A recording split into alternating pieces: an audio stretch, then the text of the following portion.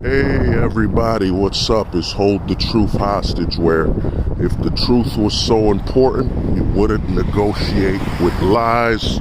Welcome to Pop the Culture, where you get a black pill perspective on entertainment and pop culture. Now, what we're going to talk about is false diversity in comics. You know, shout out to Comic Perch. You know, I watch a lot of his YouTube channels, and you know, he actually replied and made a video on a subject matter I touched on. I plan to reference his channel a lot for future content, so shout out to Comic Perch when it's about talking about comics. Now, I did this video on comic books false diversity about probably over 3 years ago, you know, over 3 years ago or 2 years ago.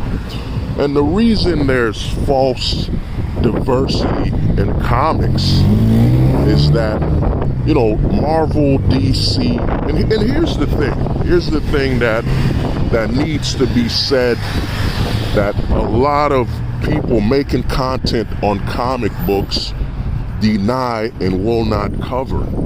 Marvel and DC are not comic book companies. They're merely a branch of a far larger multimedia company called Disney, Time Warner, or Discovery, whatever you want to call it. They're not comic book companies. They're just a branch. And really that's what's hurting the comic book industry so much, is that guys are covering Marvel and DC as though they're comic book companies, man. They haven't been comic book companies in over 10 years. You know, they're nothing more than a branch of a far larger company. You know, Time Warner, which makes movies, TV shows, and Disney, which makes movies, TV shows, roller coaster rides. You know, they're nothing more than a smaller piece, a branch, you know. And in future videos, I'll go deeper into the comic books issues, because right now 3 companies are no longer comic book companies, you know, as in entities solely making their profit and money from being comic companies first. Then they expand their brand with television licensing deals and so on. Right now, these companies are not comic book companies. Marvel, DC, and Dark Horse. Dark Horse Comics was sold to another company now that owns video game licensing and so on.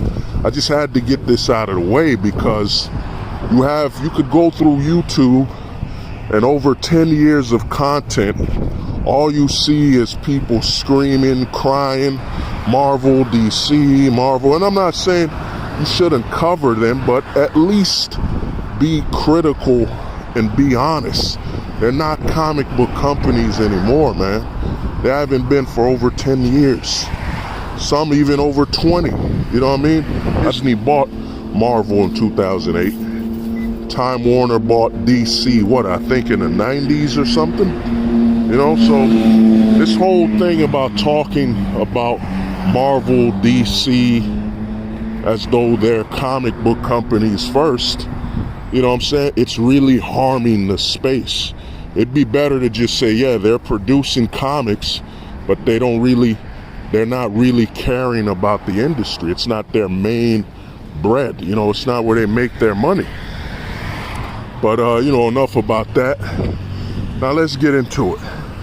Why is Marvel, DC, you know, all these big companies, false diversity? You know what I'm saying? When they add black people, they add minorities.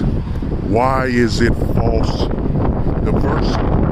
Well, the reason is, in fact, I'm going to start off with DC. DC is actually the greatest example of a false diversity narrative.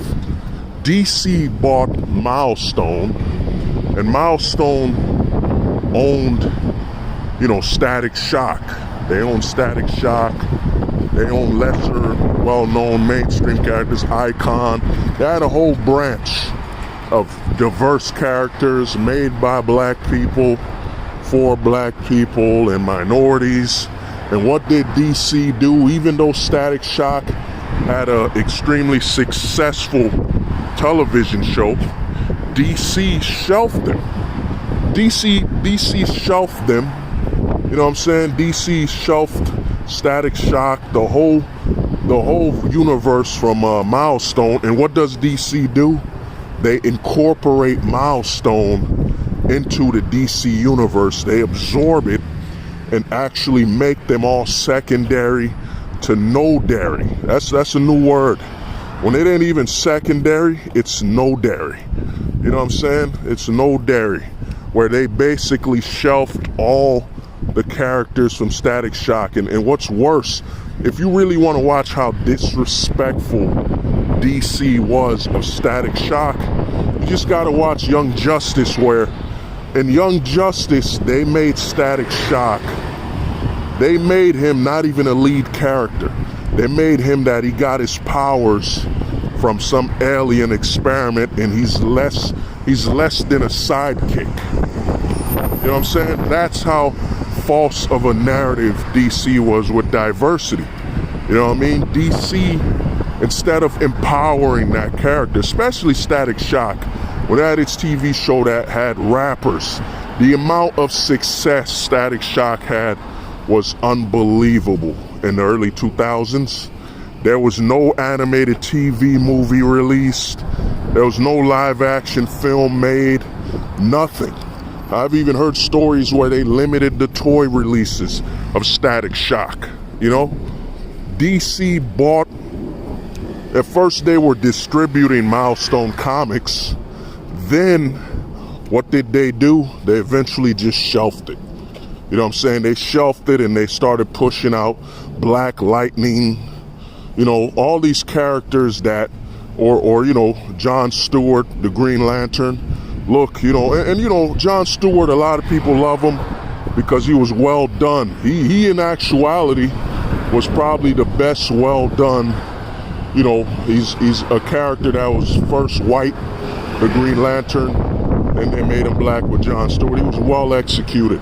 Had nothing to do with race, well executed. But here's the thing, John Stewart isn't an original character when it comes to his power set. It's really an alternative iteration of a character that was white first.